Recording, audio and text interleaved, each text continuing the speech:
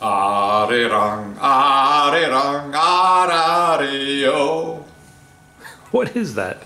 It's an old Korean folk song. We haven't spoken Korean here lately. Ah, yes. Yes. 안녕하십니까? Okay. 여보세요?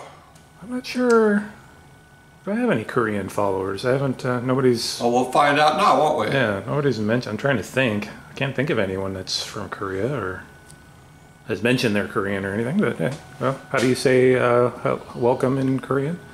안녕하십니까? Oh, okay. I'm not going to try that. Anashamika, is that right? 안녕하십니까? Anahashamika? Yeah. Close enough. That's my best Korean, sorry.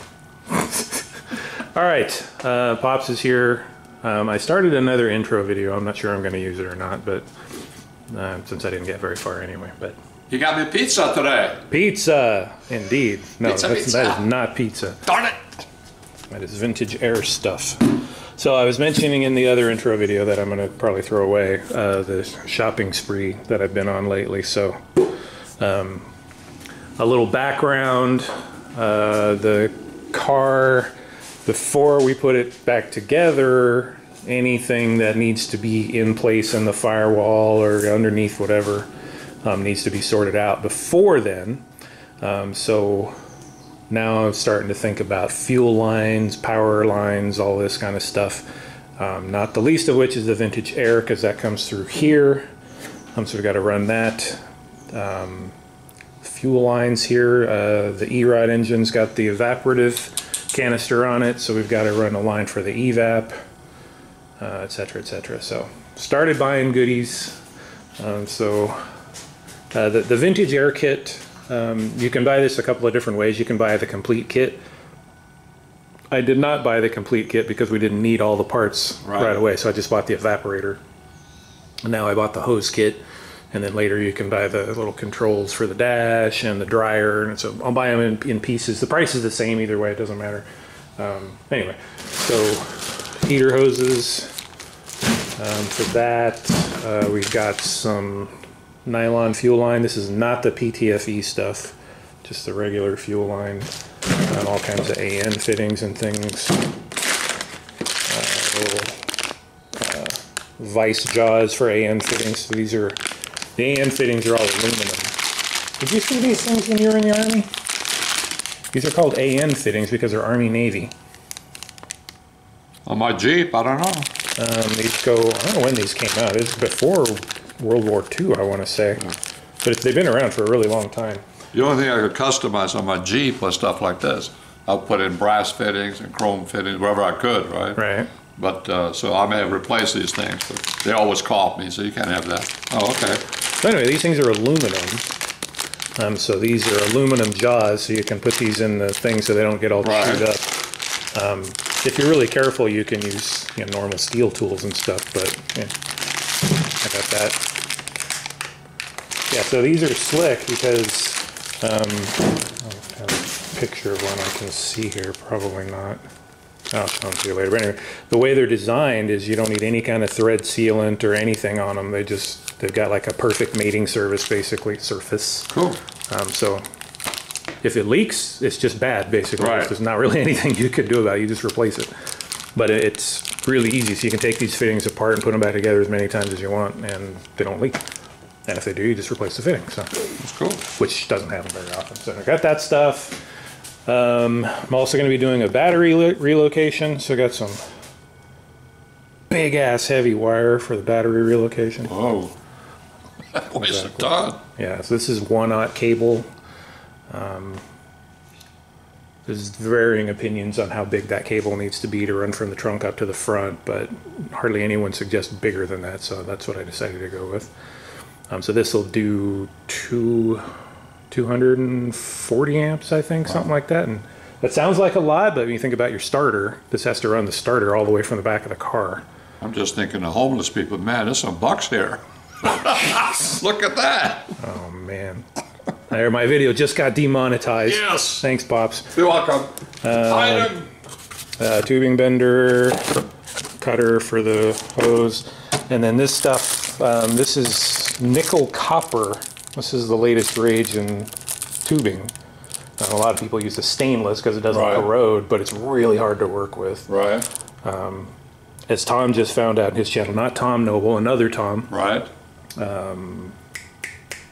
I forget his channel name. Garage Time, I think. Yeah, the guy doing the Porsche. Oh, okay. That I mentioned before. So he just did his car in stainless, and you watch him with these trying to straighten these lines out and flare them. It looks great. And in Tom's case, I think it's a good idea because he's got to run one inside the tunnel or something. And it's one of those things, once you put the car back together, you can't get it out anymore. So I think that's the right idea, that if you don't ever want to touch that thing ever again, stainless is good. But for us, all of these lines are going to be accessible and replaceable. So if we run into any trouble with this NICOP, we can pop it out. But this stuff is like super easy to bend. You can bend it with your hands and stuff. Anyway, so this is for the fuel line, and we also have to run a vent line all the way up to the front for the vacuum canister. I'm sorry, evaporative canister, if we put it up there, which I think we will. That's what got me thinking again about the battery relocation. Right. Is there's not really a lot of room up here, and we got to get that canister's pretty big. I took it out the other day. It's, it's I don't know, it's like 12 inches high. It's a pretty big canister. So this model sits inside the old 77. Yeah, it was over here. It was the round cylinder over there. You're going to route it to the trunk instead. No, it's still going to be up in the front okay. because it vents to the atmosphere, or it can, right? So you don't want it inside the car. But I don't think it'll fit over there. And the battery's over here, so I'll move the battery to the trunk, and then we have more room over here. I think we talked about this a long time ago. Yeah. And I decided I wasn't going to do it because I didn't really think it bought me anything, moving the battery to the trunk. But I think now I've decided we're going to put it in the trunk. So that means putting some battery posts up here somewhere, because where do you connect the starter to and all that stuff. Anyway, that stuff got at the starter. Engine didn't come with a starter, so here's the starter. So that's ready to go. I know there's a lot of rambling here. You guys can just fast forward through this if you want or whatever. These are the battery terminals that I bought to go in the firewall somewhere. So nice. It's like a side post battery kind of thing, right. but you this nut screws off there. Right. Just drill a hole in the firewall, and then we do have the hole makers. Yep, and then you'll just see this sticking through. Right. So I have to figure out where to put those. Here's the AC lines for the Vintage Air. For anybody looking at Vintage Air stuff, they sell two of these. They sell I forget what they call it, like the normal lines, and these are called the modified lines or something, I think. Anyway, I didn't understand why we needed the modified lines for the Camaro, but now, and I even when I talked to the guy from Vintage Air, he wasn't very good about explaining to me why I needed that. But it finally dawned on me why I needed that, because the factory air conditioner is over here, compressor, and ours is going to be over here, so the lines would be way too long if they were over there. So you have to basically make your own lines and cut them to size and all that crap. Anyway, I think that's enough rambling, right? Let's go. Okay, let's go. So 216 today, we are supposed to be doing 2K on the firewall jams on the trunk. So that's the plan. Back of the car is ready to go. So all we have to do is finish sanding here. Not much left to go, just get rid of the chicken skin here and there. And then this guy's ready for 2K, so that's the plan for today. And then the second part here is check all the other panels. We'll go through the drum room and look at the panels and see if there's anything gnarly there, any surprises waiting for us.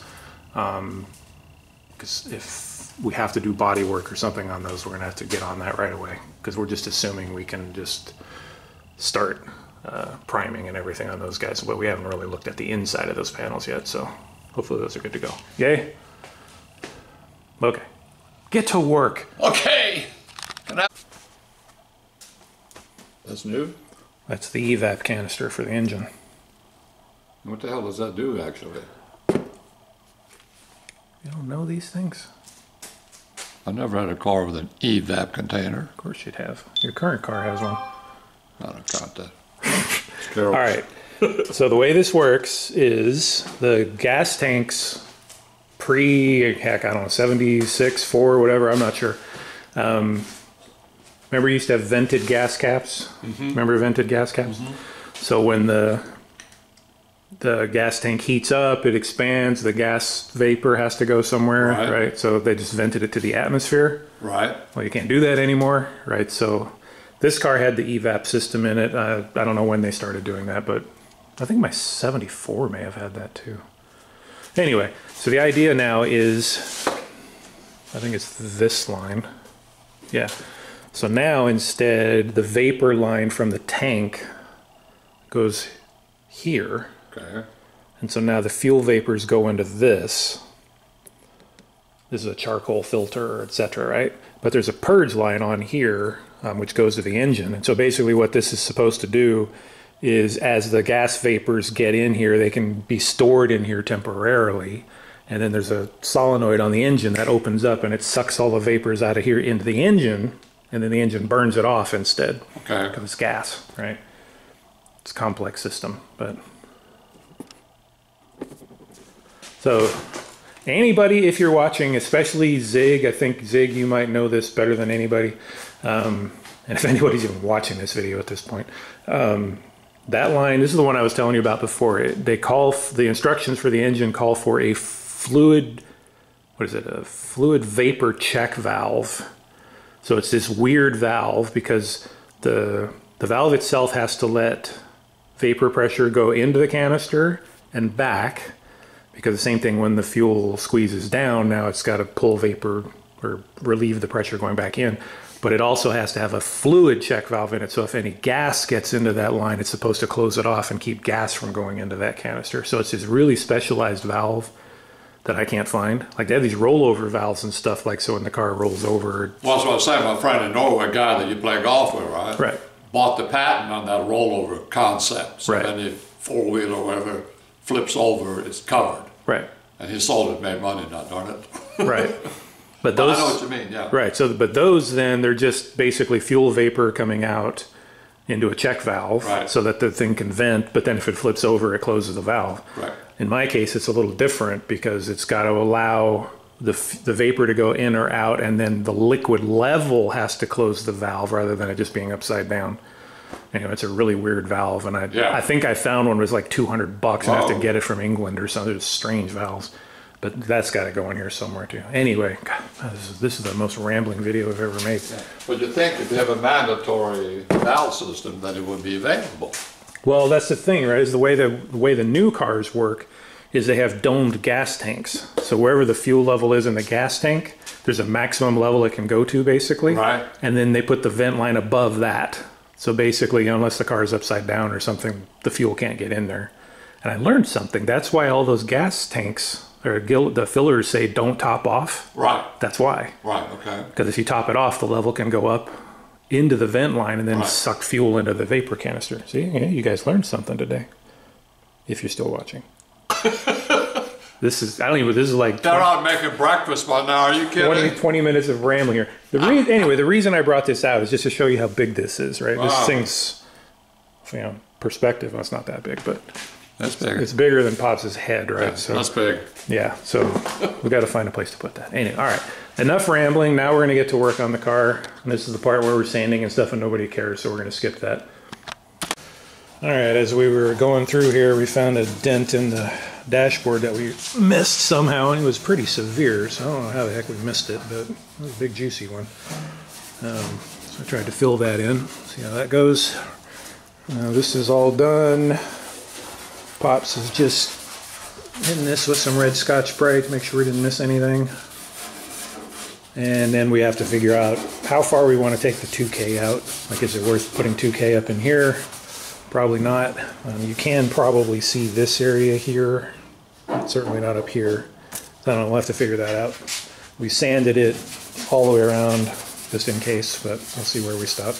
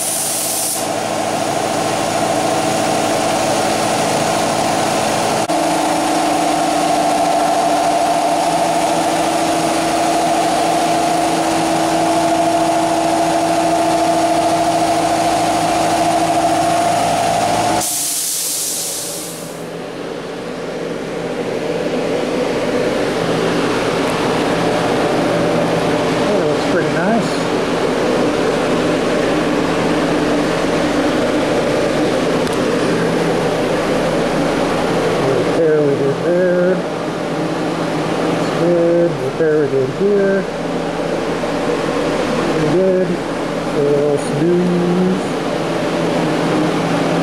Oh, I like it.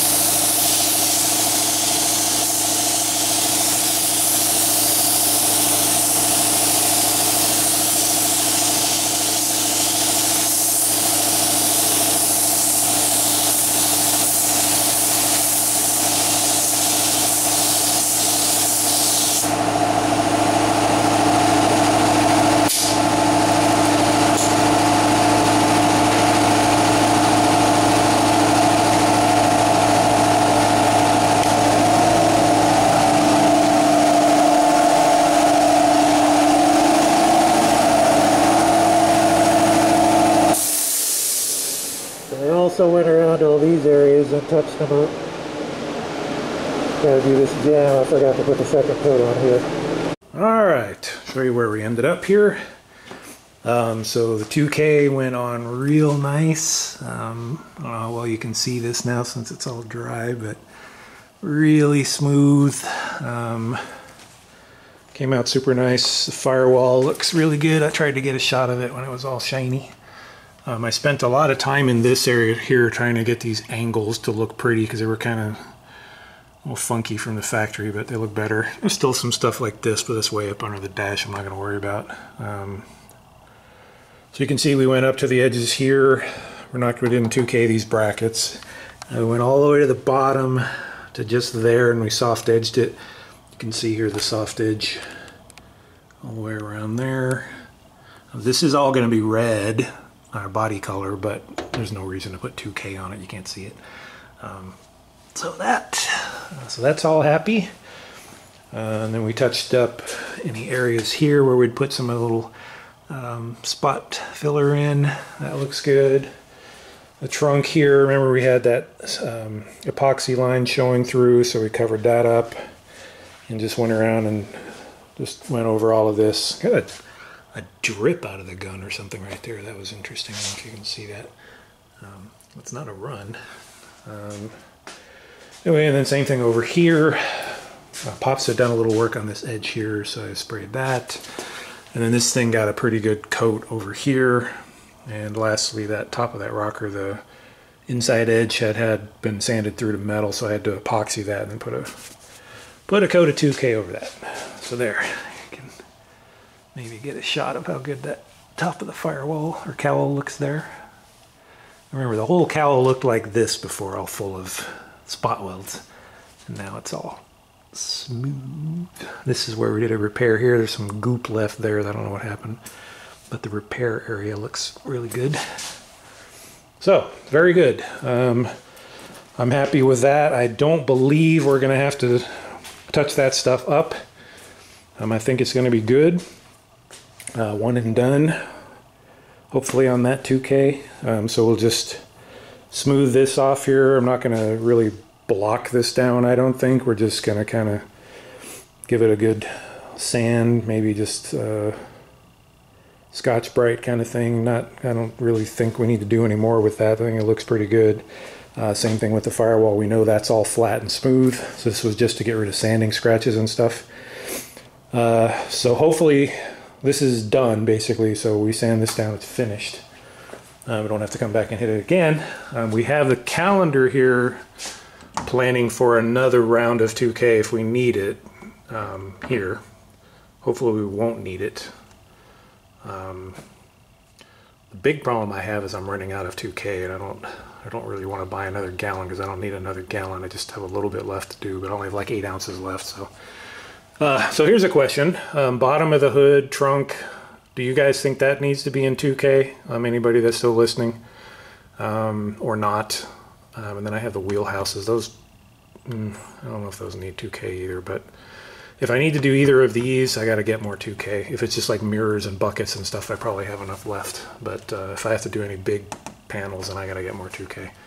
Anyway, so this went well, so we can mark that off. I did not get around to checking all the panels. Firewall and 2K, yep. So we're doing all right. So next time, course support and all this stuff if we stick to the schedule, otherwise we might do something else. But anyway, yeah, so there's the schedule. Moving along. And we're going to have to do some double weekends in here, as you can see, because we're just not going to get to it otherwise. But that is that. Let me know if anybody has any thoughts on anything we went over today. I know this is a very long, rambling video, but there's a lot of stuff in it that people might find interesting. So give me a shout and let me know. Talk to you guys on the next one. See ya.